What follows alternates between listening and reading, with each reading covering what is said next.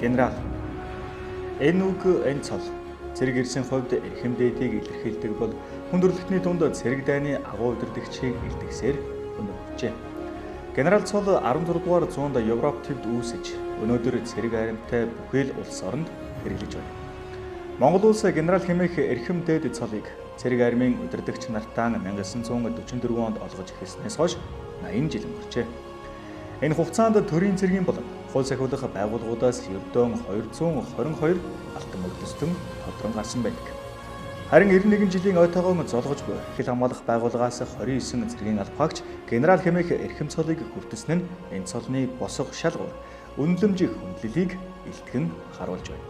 Элчин генералуудаас бүгд найрамдах Монгол ард улсын Баатар 1, Хөдөлмөрийн Баатар 2, Ард их хурлын депутат 5, Улсын их хурлын гишүүн 2, Гавьяат хуульч 1, Шинжлэх ухааны Гавьяат зүтгэлтэн 1 төрөн гарч 9 генерал эрдэмийн зэрэг цолоон хамгаалсан бол Монгол улсаа төлөөлөн дипломат албанд 6 генерал зүтгэж төрийн алтан аргамжааг залгуулж байна. Эх орны хаяг хязгаар нутгийг эмжин дархан хилэн хамгаалж буй эгэл хэлчдийн дундаас төрсөн эрхэм 29 генералынхаа дурдтгал дурсамжийг өгүүлэхээр бэлтгэлээ.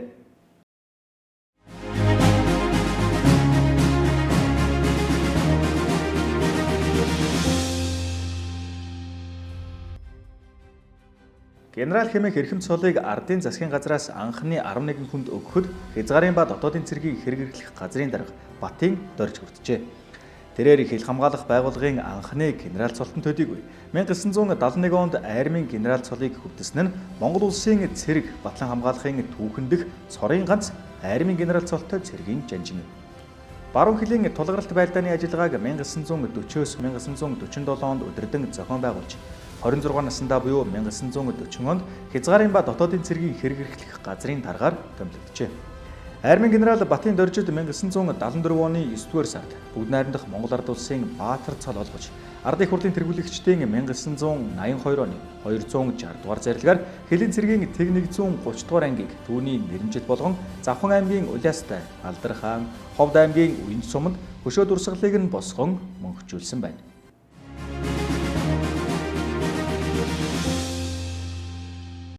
Дэслэгч генерал Базрын цэдэн иш. Монгол улсын хилийг баталгаажуулах, тэмдэглэн үлдээх онцгой даалгаврыг төр засгаас авч нэр төртөө биелүүлж Монгол улсынхаа аюулгүй байдлын төлөө 60 жил зүтгэсэн эрхэм бол дэслэгч генерал Базрын цэдэн иш юм. Баруун хилийн тулгарлалтыг 1948-аас 1950 онд удирдан зохион байгуулсан тэрээр хөх ишгэнтийн хилийн харуулын даргаас хязгаарын ба дотоодын цэргийн хэрэглэх газрын дарга нийгмийг аюулаас хамгаалах яамны орлогт сайд хүртэл дэвшин ажиллахдаа улсын хилийг түүхэн уламжлалаар нь шинчлэн тогтоож хамгаалах, хилийн цэргийг дахин байгуулж бэхжүүлэх, хилчдийг албанд сургаж дадлагжуулахад өөрийн мэдлэг хүч, авьяас чадвараа дайчлан ажиллажээ. Базрын цэдэн иш нь 1962 онд бүгд найрамдах Хятад ард улстай, 1976 онд зөвлөлт холбоот улстай улсын хил тогтоох ажлыг санаачлан хэрэгжүүлж удирдан зохион байгуулсан нь өнөөдрийн хил хязгаарын дархлааг суулгаж өгсөн юм. Сэлэн аймгийн иргэдийн төлөөлөгчдийн хурлын тэргүүлэгчдийн 2006 оны 35 дугаар тогтоолоор хилийн цэргийн тэг 243 дугаар ангийг, Дорнод аймгийн иргэдийн төлөөлөгчдийн хурлын тэргүүлэгчдийн 2015 оны 11-р тогтоолоор Мөн аймгийн Баян улс сум дахь хилийн цэргийн тэг 275 дугаар ангийн Шиврийн амны заставыг 20 дугаар зууны Манлай хэлчин Монгол улсын хөдөлмөрийн Баатар, Гавьяат хуульч дэслэгч генерал Базрын цэдэн ишийн нэрмжил болгон мөнхжүүлсэн байна.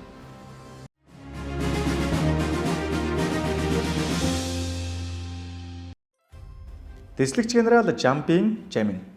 Бүгд найрамдах Монгол ард улсын хөдөлмөрийн Баатар, ард түмэндээ ургацсан хэмээн алдаршсан дэслэгч генерал Жамин нь ажил амьдралын гараагаан Ховдын отрядын өвчүүгийн заставаас эхэлж 1948 онд хязгаарын ба дотоодын цэргийн хэрэглэх газрын даргын үүрэгт ажлыг хүлээн авч баруун хилийн тулгарлалтыг 1948-аас 1953 онд удирдан дуусгасан. Нутаг дэвсгэрийн бүрэн бүтэн байдал, хил хязгаарын аюулгүй байдлыг хангахад онцгой гавьяа байгуулсан цэргийн нэр зүтгэлтэн ард түмний өмнө түүхэн гавьяатай хилчин генерал. Тэрээр улс орондоо 60 гаруй жил тасралтгүй хөдөлмөрлөн зүтгэхдээ 30 жил ургацын улсын комиссийн даргаар ажиллаж жилд дунджаар 764.3 мянган тонн ургац, 1.2 сая тонн хадлан авч ард түмнээсээ ургацын жамьяа нэрийг хүртсэн 20 дугаар зууны Монгол улсын хөгжил дэвшил үнэтэй хөв нэмэр оруулсан гавьяат гэлээ.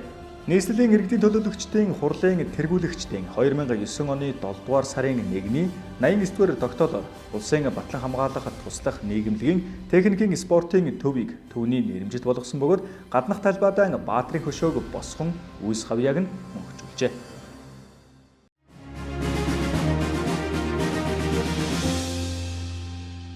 Хошууч генерал Лодон Намсрай. Хошууч генерал Лодон Намсрай ажлын гараагаан 1941 онд дотоод явлын яамны төв сургуульд цэргийн эрдмийн ахлах багшаар эхэлж байсан бол ганцхан жилийн дараа сургуульдаа хичээл сургуулийн хилцээний дарга болон дэвшжээ.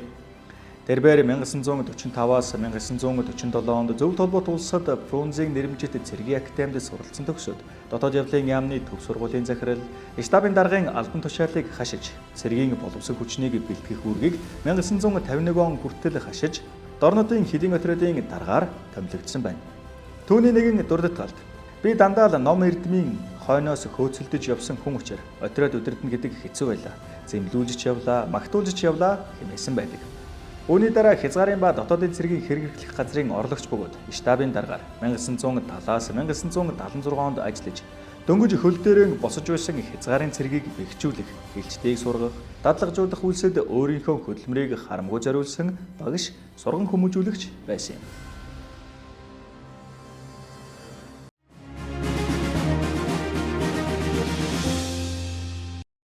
Хошууч генерал Шарвын дорж. Манай хилчдийн дунд бор эцэг хэмээн нэрлэгдэж ирсэн уужуу тайван сэтгэлтэй, уул шиг түшигтэй хүн бол хошууч генерал дорж юм. 1934-өөс 1939 онд бага дунд сургууль, 1939-өөс 1940 онд бага сургуулийн багшийн курс, 1954-өөс 1958 онд марксизм, ленинизмын оройн дэд сургууль, 1959-өөс 1964 онд Зөв толгойд улсын Москва хотод Ленин нэрэмжит цэрэг улс төрийн академиг суралцсан төгсжээ. Түүний хувьд эрдэм номд шамдан суралцахын зэрэгцээ багш, ардын айрамд нам улс төрийн бүхий л ажлыг гүйцэтгэж явсан баян намтар түүхтэй. Хэлийн цэрэг дахин байгуулагдаж 1969-өөс 1979 онд хязгаарын ба дотоодын цэргийн хэрэглэх газрын орлогч, улс төрийн хилцээний даргаар томилогдсон хилчний амьдралтай холбогджээ. Түүний хэрэгжүүлсэн чухал ажлын нэг нь хил хамгаалалтад туслах орон нутгийн байгууллагуудыг аймагуудад байгуулсан нь улс орны хэмжээнд хил хамгаалалтыг зохион байгуулах стратегийн чухал ач холбогдолтой арга хэмжээ байв. Түүгээрч зогсохгүй хилийн аймаг, сумдын ард иргэдэд урлаг соёлоор үйлчлэх үүрэг бүхий хилийн цэргийн дуу бүжгийн чуулгыг байгуулж, хил хамгаалах байгууллагынхаа чиг үүрэг, хилчдийн албаны онцлогийг орон нутагт таниулж эхлэв. Энэ бол алс хэтийг харсан зөв зүйтэй бодлогын нэг байлаа. Тэрээр өөрийн дурсамжтай би 1975-аас 1976 онд буюу 2 жилийн хугацаанд хилийн бүх отряд заставаар тойрж 400 гаруй офицертой уулзаж ярилцсан гэсэн байв. Хүний төлөө, хилчдийн төлөө сэтгэг, хүний төлөө, хилчдийн төлөө сэтгэлээ зориулсан сурган хүмүүжүүлэгч, хүнтэй ажиллах ариун туршлагатай удирдагч байсан юм а.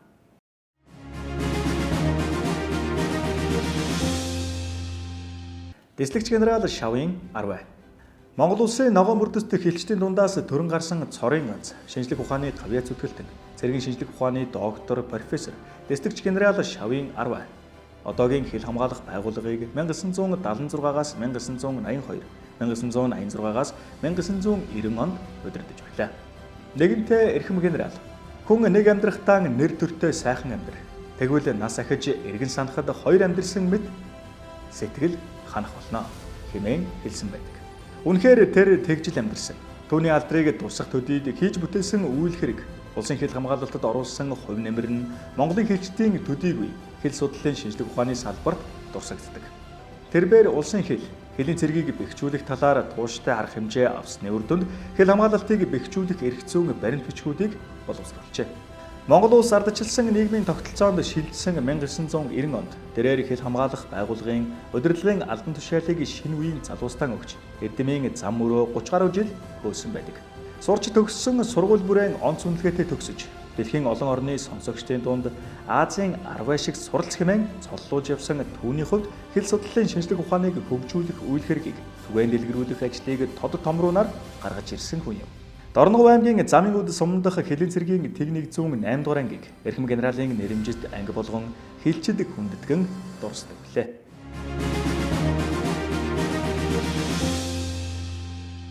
Дэслэгч генерал Чимдийн санги шарав.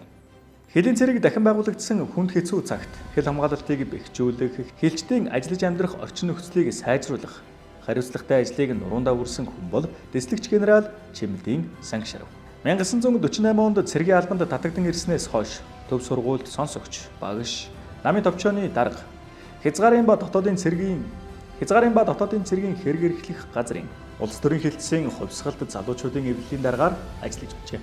1970 онд хязгаарын ба дотоодын цэргийн хэрэг эрхлэх газрын орлогч арын албаны даргаар томилогдов. Тухайн үеийн хилийн цэргийн үндсэн зорилт нь хилийн отряд заставыг яаралтай байгуулж тэдний дэд бүтцийг шийдвэрлэх ажил байлаа. Тиймээс тэр хилчдийг амьдрах орон сууцаар хангахын тулд зөвлөлт холбоот улсаас баамын барилга авч ирэхийн зэрэгцээ дотооддон мод бэлтгэн байшин барих ажлыг яарвчлуулжээ. Энэ нь ч үр дүнгийн өгч хилийн 5 отряд 36 заставыг шинээр байгуулж улсын хэл хамгаалалтад шилжүүлснээр хэл хамгаалалтын нэгтрэл нэмэгдсэн гэж үздэг. Эрхэм генерал 1976-аас 1980 онд хязгаарын ба дотоодын цэргийн хэрэг эрхлэх газрын 1-р орлогч штабын даргаар дэвшин ажиллаж 1982 онд төрийн тусгай хамгаалтын газар руу шилжин төр нийгмийн нэр зүтгэлтэн Юмжаагийн Цэдэн балыг хамгаалах тусгай үүрэг бүхий туслахаар томилогдсон юм.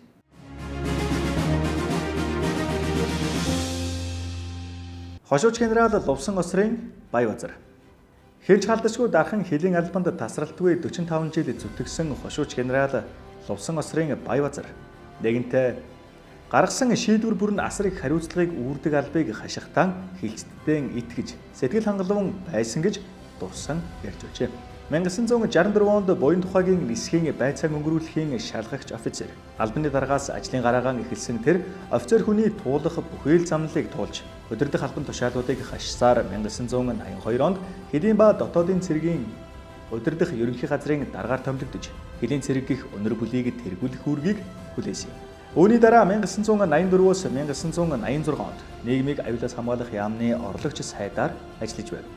Энэ хугацаанд Монгол Ардын хувьсгалт намын 19-р их хуралд төлөөлөгч, Монгол Ардын хувьсгалт намын төв хорооны орлогч гишүүн, Ардын их хурлын депутатаар тус сонгогдож байжээ. Түүнийг хилийн ба дотоодын цэргийн даргаар ажиллаж байх хугацаанд хилийн цэргийн боловсон хүчин техник хэрэгсэл хамгийн оргил үедээ хүрч офицеруудын 80-аас дээш хувь нь 40 хүртэлх насны залуучуудаар бүрджээ. Мөн сургалтад онцгой анхаарч бүхнийг сургахын төлөө гэсэн үндсэн зорилттой ажиллаж, баян чандамны сургалтын төвийг бүрэн тогтчуулж, тэнд сургалт явуулах нөхцөлийг бүрдүүлсэн нь одоогийн хилийн цэргийн тэг 267 дугаар тусгай салбар болсон байна. Төр нийгмийн нэрт зүтгэлтэн хошууч генерал Лувсан осрын Баябазарын алдар гавья бүтээсэн үйлсийг мөнхжүүлэх зорилгоор хилийн цэргийн тэг 218 дугаар ангийг түүний нэрмжит болгосон байна.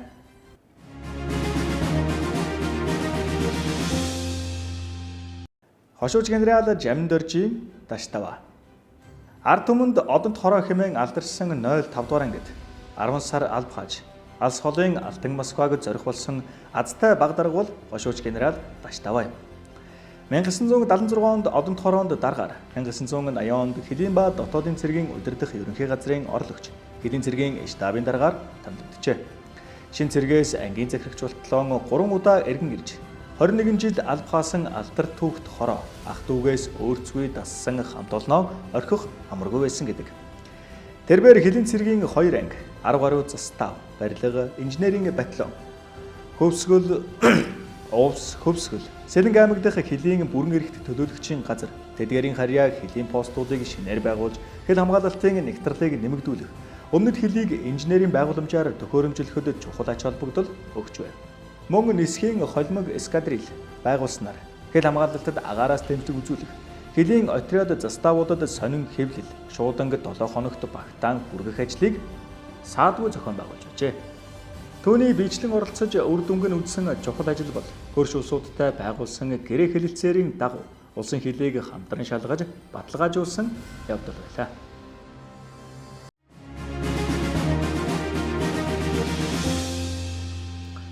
Хошууч генерал Жанчвийн иш дорж. Хошууч генерал Жанчвийн иш дорж нь 1958 онд цэргийн албанд татагдан нийгмийн аюулаас хамгаалах яамны 05 дугаар ангид цэргийн албан хааж зөвлөлт холбоот улсын хилийн цэргийн дунд сургууль, цэрэг улс төрийн академи, хилийн цэргийн командын дээд курст тус суралцсан төгсжээ. Тэрээр 1963-аас 1986 онд Улаанбаатарын нисхийн байцаан өнгөрүүлэхэд шалгагч, нийгмийг авилаас хамгаалах яамны 05 дугаар ангид Ротын улс төрийн орлогч, Дорнод аймаг дахь Улаан толгойн пунктын дарга, Хэлийн цэргийн техник 198 дугаар ангид заставын дарга, мөн ангид намын товчооны дарга, Хэлийн цэргийн техник 146 дугаар ангийн улс төрийн хилцээний дарга, мөн ангийн захирагч, Хэлийн цэргийн техник 132 дугаар ангийн захирагч, Хэлийн ба дотоодын цэргийн улс төрийн газрын даргаар ажиллаж байсан юм.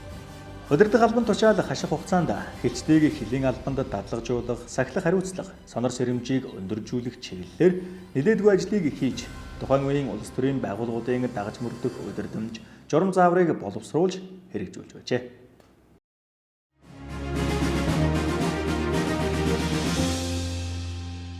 Хошууч генерал Чогийн Сандр. Хошууч генерал Сандр зөвлөлт холбоот улсын Москва хотын Хэлийн цэргийн командын дээд сургуульд элсэн орсноор Хэлийн цэрэг гих айлын амбүд багтаж хэлчний амьдралынх нь түүхийн хуудас эхэлжээ.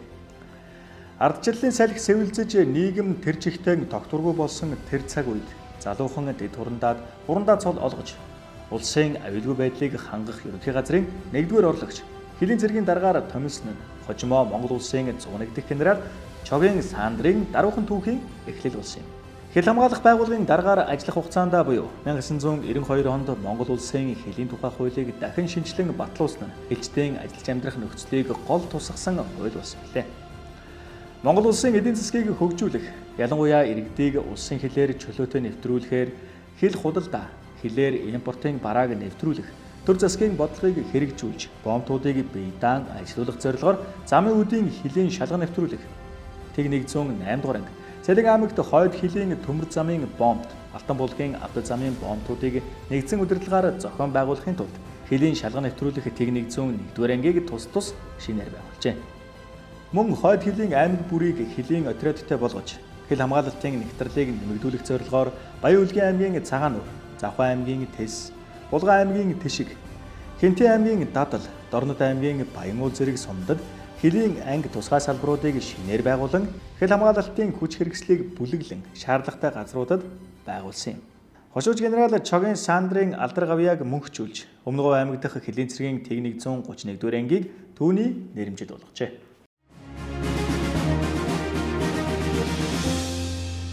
Хошууч генерал Палмын Сүндэв. Хошууч генерал Сүндвийг хэлчэд сүүж анжин хэмээн хүндэтгэн авгаална. Үүнээс түүний хийж бүтээсэн ажлын цар хүрээ хэлчдийн дундах нэр хүндийн бодит үнэлгээ харагддаг.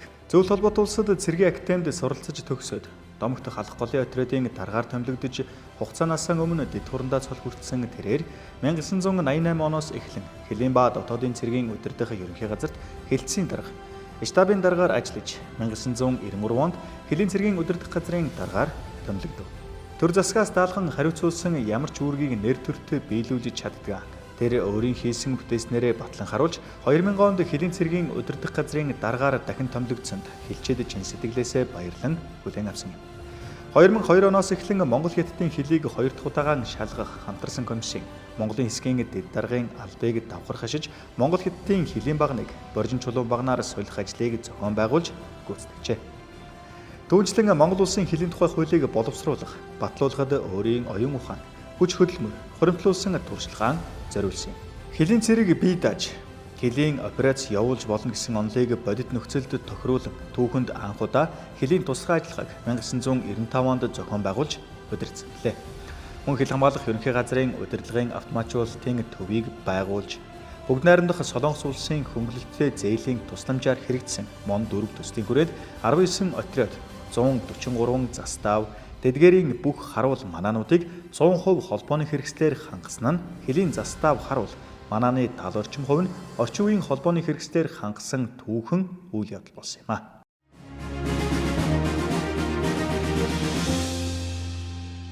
Хошууч генерал Пүрвийн Даш. Хошууч генерал Пүрвийн Даш 1993 оны 12 дугаар сард Хэлийн цэрэг улсыг аюулаас батлан хамгаалах ерөнхий газрын бүтцээс гарч өрх тусгаарлахад Хэлийн цэргийн дэд дарга бөгөөд штабын даргаар хурандаа цолтой томилогджээ. Хэлийн цэргийн штабыг удирдах үедээ 1995 онд Хэлийн цэргийн бие даасан анхны зурвас нэртэй хэлийн операцийг амжилттай удирдан зохион байгуулав.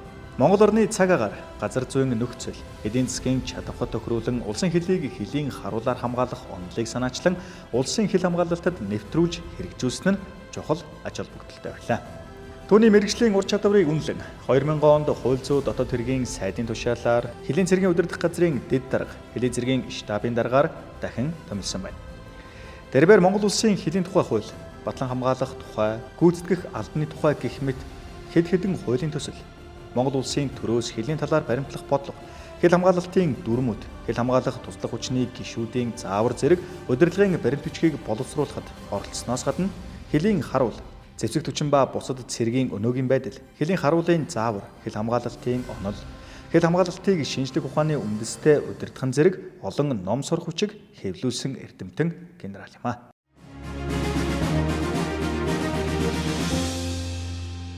Хошууч генерал Ядам Доржийн Пүрэв Дорж.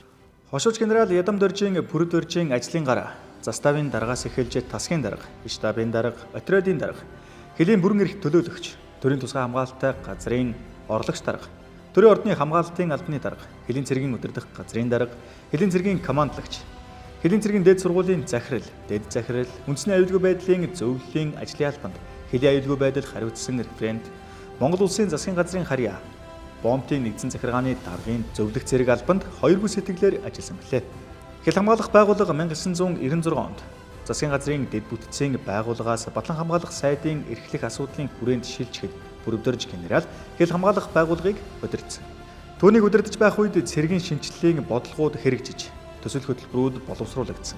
Энэ хүрээнд хөлийн зэрэгт хойд хил хөтөлбөр, өмнөд хил хөтөлбөрүүдийг хэрэгжүүлж, хөлийн төлөөлөгчийн газруудыг байгуулсан юм а. Тухайлбал Дорнод, Увс, Орхон аймагт хөлийн төлөөлөгчийн газруудыг байгуулж, удирдлагын төвлөрлийг тэнд авч, хөлийн отрядуудаа тэндээс шууд удирдах байсан түүхэн үе байлаа.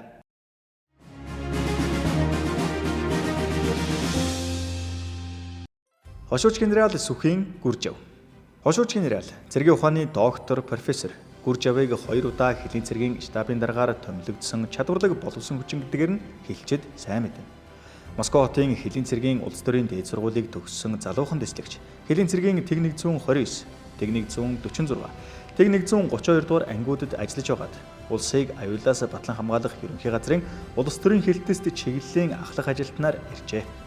Улмаар цэргийн сургуулийн хөлийн факультетийн орлогч, батлан хамгаалах яамны бодлого төлөвлөлтийн газарт цэргийн бодлогын хэлтсийн дарга, хөлийн цэргийн удирдах газрын дэд дарга бөгөөд хөлийн цэргийн штабын даргаар ажилласан юм.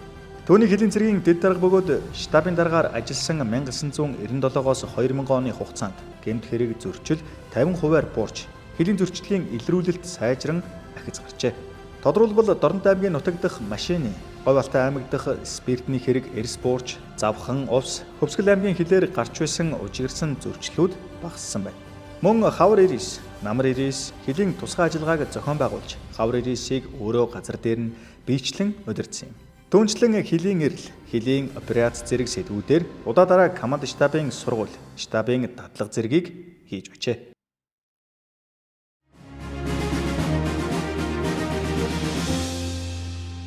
Хошууч генерал Даш Балбарын базар сад. Мянган жилийн турш манай өвөг дээдэс цус хөлсөөрөө хамгаалж ирсэн түүхэн газар нутгийнхаа хил хязгаарыг хамгаалах эрхэм үлс надад ноогдсон нь хэн бүхэнд олдохгүй гавьяа түлшим хэмээн хошууч генерал базар сад ирсэн байдаг. Москва хотод Бабушкны хэмээн нэрссэн хөлийн цэргийн командын дээд сургуулийг онцлонтой дүүргэсэн шинхэн дэслэгч эх орондоо ирж халах голын отрядоос ажлын гараагаа эхэлжээ. Мөн хошууч генерал базар сад нь улсын их хурлд 2 удаа сонгогдсон 8 жил ажиллахдаа хөлийн тухай, дотоодын цэргийн тухай, цагдаагийн байгууллагын тухай, батлан хамгаалахын тухай, иргэний хамгаалалтын тухай зэрэг 20 гаруй хуулийг санаачилж, ажлын хэсгийн ахлагчаар болон бүрэлдэхүүнд нь ажиллаж байсан юм. Үүнээс түүний санаачлан батлуулсан 1993 оны хөлийн тухай хууль бол өмнөх хуулиас олон талын ялгаатай нийгмийн өөрчлөлт, хил хамгаалах арга тактикийн өөрчлөлтөд уялдуулан гаргасан хууль болсон хэмээн хэлчихэд талархдаг. Тэрээр эх орон ард түмнийхээ ихтгэл найдварыг нэр төртөө биелүүлж, хоёр орны уламжлалт харилцааг бэхжүүлэх үйл хэрэгт үнэтэй хувь нэмэр оруулж, Орос улбаны улсын Тува улсын Кизил хотноос суух Монгол улсын ерөнхий консулаар ажиллаж байсан. Америк нэгдсэн улсын Пентагонд очсон анхны Монгол генерал, НАТОгийн удирдлагын байранд очсон цөөхөн Монгол хүний нэг билээ.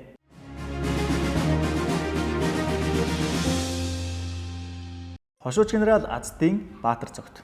Хил хамгаалах байгууллагын гадаад харилцаа хамтын ажиллагааг хөгжүүлэхэд өөрийн мэдлэг, авиас чадвар, уйггүй хөдөлмөрч зан байдлаа зориулсан эрхэм бол хошууч генерал Аздын Баатар цогт юм. 1975 онд Зөвлөлт холбоот улсын Хилийн цэргийн дээд сургууль төгсөөд Хилийн цэргийн Тэг 168, Тэг 129, Тэг 184-р ангид ажиллаж дараа нь Хилийн ба дотоодын цэргийн удирдах ерөнхий газрын штабын 1-р хэлтэс Өмнөгов аймгийн өтрөөдийн засгийн дарга штабын даргаар ажиллах болжээ. 1990-ад онд манай улсын гадаад харилцаа өргөжин хилээр шалган нэвтрүүлэх албаны ачаалал эрс нэмэгдсэн учраас Хилийн цэргийн удирдлагаас хилээр шалган нэвтрүүлэх албаны хилцээг шинээр байгуулж анхны даргаар нь хошууч генерал Баатар цогтыг томилсон юм. Эрхэм генерал 2004 оноос хил хамгаалах ерөнхий газрын дэд дарга бөгөөд Хилийн цэргийн штабын дарга 2006 оноос хил хамгаалах ерөнхий газрын дарга бөгөөд Хилийн цэргийн командлагчийн албан тушаалд томилогдсон улсын хил хамгаалалтыг өдөрдөн зохион байгуулсан юм. Энэ хугацаанд Монгол улсын ерөнхийлөгчийн зарилгаар улсын хил хамгаалалтын дүрм, дархан хил үндэсний хөтөлбөрийг батлуулж, үүнээс үндэслэн бүсчилсэн хил хамгаалалт, улсын хил хамгаалалтын техникийн шинжилэл, хилчдийн нийгмийн хамгаалал, бие бүрэлдэхүүний сургалт бэлтгэл, хилийн отрядуудын хяналтын камер, удирдлагын холбоог сайжруулах, мал аж ахуй 2016 зэрэг улсын хилийн халдашгүй дархан байдлыг ханган ажиллахад шаардлагатай хөтөлбөр төслүүдийг хэрэгжүүлжээ. Улсын хил хамгаалалтын техникийн шинжилэл төслийн хүрээнд 2007 онд 155 автомашиныг хилийн заставуудад худалдан авч хил хамгаалах албаны шуурхай байдлыг хангасан. Холбооны шинжиллийн хүрээнд ВСАТ систем, хил хамгаалах ерөнхий газар болон хилийн 8 ангид нэвтэрч өндөр хурдны интернетэд холбогджээ.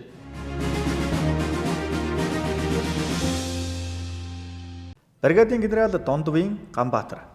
Хилийн цэргийн ард тал хангалт гэдэг ойлголт бригадын генерал Дондвийн Ганбаатартай салшгүй холбоотой. Тэрээр хил хамгаалах байгууллагын ард тал инженер техникийн газрын даргаар 10 жил ажилласан. Баабушкины сургууль төгссөн шинхэн офицер, хязгаарын ба дотоодын цэргийн Тэг 182 дугаар ангид штабын туслахаар томилогдсон байна.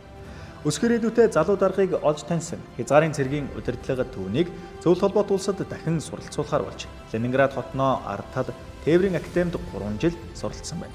Сургуулиа төгсөөд нийгмийн авиалаас хамгаалах яамны цэргийн дээд сургуульд хувцсны албаны дарга болж эрдэм шинжилгээ, судалгааны ажлаа уйггүй хийж судалгааны байгууллагуудтай хамтран Монгол орны байгаль цаг уурын харилцан адилгүй орчин нөхцөлд албан үүргийг гүйцэтгэж байгаа Хилийн цэргийн офицер ахлагч, хугацаа цэргийн албан хаагчдын энерги зарцуулалтын хэмжээг шинээр тогтоож боловсруулах сэдвт судалгааны ажил хийсэн байна. Үүнээс үүдэн хилчдийн хүнсний нормыг шинжлэх ухаанд үндэслэн баталсан бөгөөд энэ бүгд генерал Ганбаатартай салшгүй холбоотой. Энэ хугацаанд хойд хилд өргөс дутсан хашаа татах, хянах цамхаг барих, мөр хянах зурвас татах, өмнөд хилд өргөс дутсан хашааны модон шонг шинчлэн, бетонын шонгоор солих ажлыг тодорхой төлөвлөгөө, дистратаагаар хийж гүйцэтгсэн нь хил хамгаалалтын нягтралыг нэмэгдүүлж, хилийн зөрчлийг бууруулахад зохих үр дүнг өгчээ.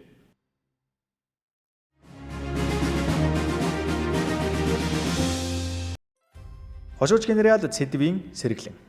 Хилийн цэргийн командлагчаар 2 удаа томилогдож, уламжлалаа хадгалсан шилдэг техник, технологид суурилсан өндөр чадах бүхий шинэ үеийн хил хамгаалах албаны дүр төрхийг бий болгоход үнэтэй хувь нэмэр оруулсан удирдагч бол хошууч генерал Цэдвийн сэргэлэн.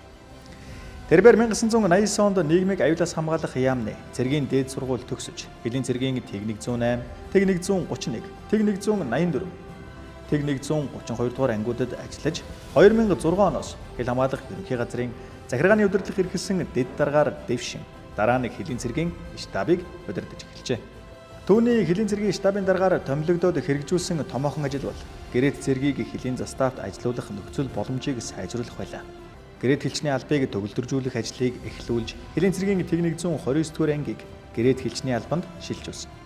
Мөн хилийн тухай хуулийг шинжилэн батлуулсан нь улсын хилээр зорчигч тээврийн хэрэгслийг шалган нэвтрүүлэх, хилчдэд бүсийн нэмэгдлийг шинжилэн тогтоох зэрэг хил хамгаалалтын үр дүнг нэмэгдүүлэх цогц арга хэмжээг авах нөхцөл боломж бүрдсэн юм. Түүнчлэн хил хамгаалалтыг байгаль цаг агаар, газар орон цагийн байдал, хүч хэрэгсэлдээ тохируулан зохион байгуулах төслийг санаачлан хэрэгжүүлсэн. Мөн усан хил хамгаалалтын сургалт, албаны хангалт, аюулгүй ажиллагааны заавар, усан хил хамгаалалтын техникийн ашиглалтын заавар, усан хил хамгаалалтын холбооны хангалт, ашиглалтын заавар, усны мандал дээр хөнгөн хөлөг эвдрэх, осолдох үед ажиллах журам зэргийг батлуулсан нь бие даасан цогц хөтөлбөр болон хэрэгжсэн байна.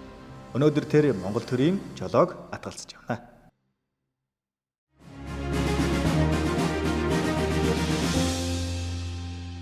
Бригадын генерал Мегмаржавын Заяабаатар. Москва хотод Хилийн цэргийн командын сургуулиан сайн дүнтэй дүүргэж ирсэн.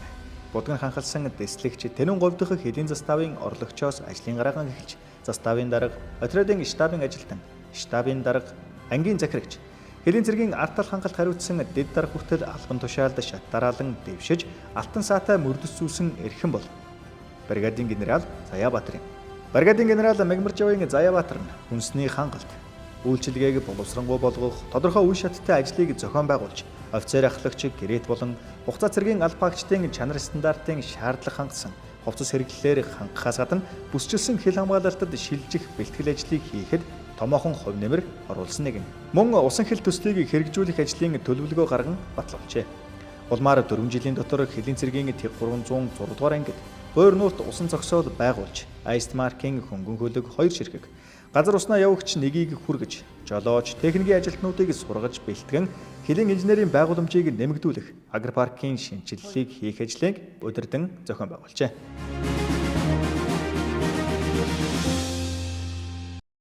Бригадын генерал Аминдавагийн лавгсөрөн.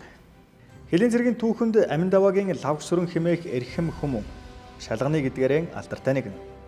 Нийслэлийн 10 жилийн 5 дугаар дунд сургуулийг онц дүнтэй төгсөж, Москва хотын Хилийн цэргийн дээд сургуульд суралцахаар 1978 онд үеийн нөхдийн хамт зоржээ. Цэргийн сургуулийн амжилттай төгссөн залуу дэслэгчийг улаан уулын отрядад томилов. Жил дараалан отрядын тэргүүний офицер болсон түүнийг Хилийн цэргийн удирдлага олж харан 1990 онд улсыг аюулаас батлан хамгаалах ерөнхий газрын Хилийн цэргийн штабд Хилийн уулзалтын офицероор томилов. Үүний дараа шалган нэвтрүүлэх албаны офицер, шалган нэвтрүүлэх хилцээний орлогчоор цэргийн академид мордох хүртлэн ажилласан байна. Цэргийн академи төгсөж ирээд Хилийн цэргийн удирдах газарт гадаад харилцааны албаны даргаар томилогдсон. Үүнээс хойш шат дараалан удирдах албан тушаалуудыг хашсаар 2008 онд хил хамгаалах ерөнхий газрын тэргүүн дэд дарга Хилийн цэргийн штабын даргын хариуцлагатай үүргийг бүлээн авсан. Тэрбээр бүсчилсэн хил хамгаалалт, гэрээт хилчин төслийг боловсруулж хэрэгжүүлсэн төдийгүй Баян Чандман дахь албаны бэлтгэл сургуулийн цогцлборыг тогтжуулах, хил хамгаалах ерөнхий газрын даргын бэлтгэл хүч, Хилийн цэргийн Тэг 303 дугаар тусгай салбарыг байгуулах, Хилийн цэргийн Тэг 151-р ангийн чиг үүргийг өргөтгөх үйл ажиллагаанд үнэтэй хувь нэмэр оруулжээ. Мөн тай 12 Эвнэгдэл 2010 Хилийн хамтарсан тусгай ажиллагааг явуулах зэрэг Эрдэм ухаанаа зориулж явсан эрхэм хүмүүн юм.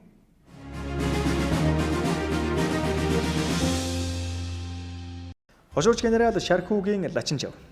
Хошууч генерал Лачинжав нь анх ахлагчийн албанаас цэргийн сургуульд орж амжилттай суралцсан онц дүнтэй төгсөн. Ахлах дэслэгч солоор шагнагдаж 1998 онд Хилийн цэргийн удирдах газрын хүний нөөцийн хилтэст офицероор томилогдов. Дараа жил нь зэвсэг түвшний аврах шалгаруулах супер офицер 1999 тэмцээнд хилчтэй төлөөлөн оролцсон дэдбээр шалгарч гадаадын цэргийн академид суралцах эрхийн бичгээр шагнагджээ. Ингээд залуухан ахлах дэслэгч Москваг зорж цэргийн академид суралцсан онц төгсөж 2002 онд Хилийн цэргийн Тэг 184 дугаар ангийн штабын даргаар томилогдсон ч удалгүй Хилийн цэргийн Тэг 214 дугаар ангийн захирагчаар дэвшин томилогдов. Түүнээс хойш 10 гаруй жил Хилийн цэргийн Тэг 184, Тэг 198, Тэг 129 дугаар ангиудыг амжилттай удирдсан юм. Түүний амжилтын бүхэ үргэлжилж 2013-аас 2019 онд хил хамгаалах ерөнхий газрын дарга Хилийн цэргийн командлагч тэргүүн дэд дарга 2019-оос 2021 онд дотоод хэргийг сургуулийн захирал 2021-ээс 2023 онд Хилийн бомбын онцгой бүрэн эрхт захиргааны дарга бөгөөд засгийн газрын бүрэн эрхт төлөөлөгчөөр тус ажиллаж байжээ. Хилийн цэргийн командлагчаар ажиллах хугацаанд улс орны бүсчилсэн хөгжлийн чиг хандлагатай уялдуулан дорнод өмнө гол Баян үлгий, Булган аймагуудын төвд анх удаа улсын хил хамгаалалтад орон нутгийн засаг захиргаа ард иргэдийн оролцоос идэв бүсчилсэн зөвлөгөөнийг 2015 онд зохион байгуулсан юм. Тэр бол ухамсарт залуунаас эх орон хил хилчдийн төлөө зориулж ява цэргийн жанжин доктор профессор хилчдийн эрхэм хүмүүн юм а.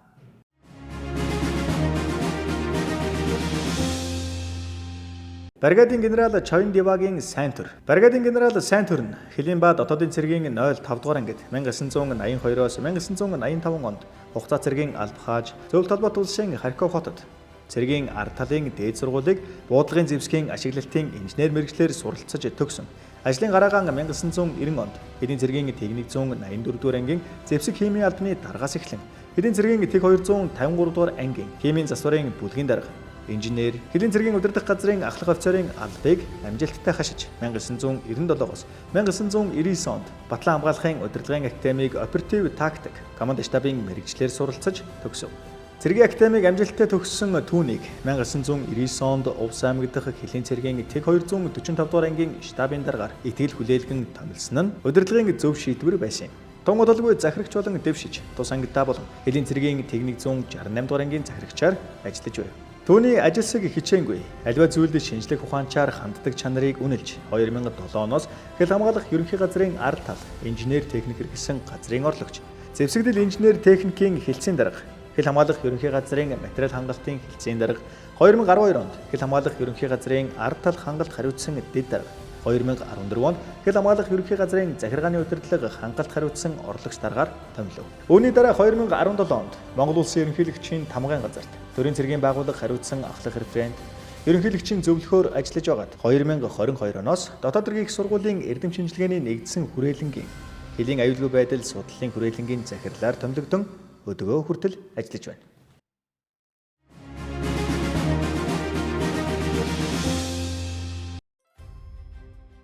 Бригадын генерал Жамсрангийн Бямсүрэн. Можанаас Монгол төрийн генерал болсон эрхэм бол бригадын генерал Бямсүрэн юм. Хэлийн цэргийн дуугчгийн чуулгын можанаар ажиллаж байсан тэрээр эргэлт буцалтгүй хэлчин болохоор шийдэж хэлийн цэргийн сургуульд шалгалт өгөн тэнцэж 1998 онд сургуулиан онц дүнтэй дүүргэж диплом Ингрийн тэмдгийн Монгол Улсын ерөнхийлөгч Багундаас гардан авч мөрөн дээрээ 3-5 хушууг хялалцуулж ахлах дэслэгч цолтой төгссөн байна. Хэлцний замналан хэлийн цэргийн техник 146 дугаар ангийн жаргалантын заставын орлогчоос эхэлсэн тэрээр 1 жилийн дараа заставын даргаар томилогдов. Улмаар хэлийн цэргийн удирдах газрын хэлийн хэлтсийн оператив жижүүрээр дэвшсэн нь тухайн үеийн удирдлагад өөрийн мэдлэг, ур чадварыг таниулах чухал томилгоо байжээ. 2001 онд Орос улбаны улсын холбооны аюулгүй байдлын албаны хэлийн албаны академид суралцахаар явжээ. Академи төгсөж ирээд хэл хамгаалах ерөнхий газрын тамгын хэлтсийн ахлах офицер. Дараа нь газрын даргын ажлын албаны даргаар ажиллан албаны баримт бичиг бүрдүүлэх хянах ажилд ганцхан шамлан ажиллав. Түүний дараагийн томилолт Булган аймгийн Тэшиг суман дахь хэлийн цэргийн Тэг 286 дугаар ангийн захирагч, хэлийн цэргийн Тэг 151 дугаар ангийн захирагчаар ажиллаж байсан түүнийг 2013 онд цэргийн эрдмийн дээд академи болох Орос улбаны улсын зэвсэг түвшний жанжин штабын академид суралцуулах болсон байна. Тус академиг төгсөж ирээд 2016 оноос хэл хамгаалах ерөнхий газрын захиргааны удирдлага эрхэлсэн орлогчоор томилогдож, дараа нь хэл хамгаалах ерөнхий газрын тэргүүн дэд дарга бөгөөд хэлийн цэргийн штабын дарга, хэл хамгаалах ерөнхий газрын дарга, хэлийн цэргийн командлагчаар томилогдсон ажиллаж байсан. 2021 оноос бүгд найрамдах ардчилсан Лаос ард улсад суух элчин сайдаар томилогдсон. Дипломат албыг хашиж, хоёр улсын уламжлалт харилцааг хадгалах, өндөр түвшинд байлгах, шин шатанд гаргах, хоёр орны аялал жуулчлал, худалдаа, эдийн засаг, тээвэр логистикийн чиглэлд хамтран ажиллах тал дээр ахиц дэвшил гаргахаар зорин ажиллаж байна.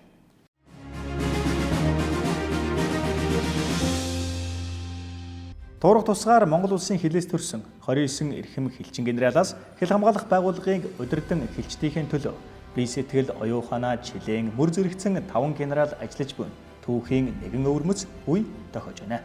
Хэл хамгаалах ерөнхий газрын дарга, хэлийн цэргийн командлагч хошууч генерал Лавгсүрэн, хэл хамгаалах ерөнхий газрын тэргүүн дэд дарга бөгөөд хэлийн цэргийн штабын дарга бригадын генерал Гамбол, хэл хамгаалах ерөнхий газрын захиргааны удирдлага эрхэлсэн дэд дарга бригадын генерал Мөнгөнжин, хэл хамгаалах ерөнхий газрын ард тал зэвсэглэл инженер техник эрхэлсэн дэд дарга бригадын генерал Батхүү, хэл хамгаалах ерөнхий газрын хяналт шинжилгээ өмнөлгээ дотоод аудит эрхэлсэн дэд дарга бригадын генерал Гамбатар нарын эдгээр 5 генерал байгууллагын бодлогын шинжилгээг хийж улсын хэл хамгаалалтын уламжлалт арга хэлбэрийг өөрчлөн инженер техник, тохиолдол хяналт, захин технологиг албанд нэвтрүүлж одоогийн хэл хамгаалалтыг зохион байгуулж байна. Эрхэм хэлчин генералуудаа Монгол улсад генерал цол олгож эхэлсний түүхт 80 жилийн он баярын мэндийг хүргье.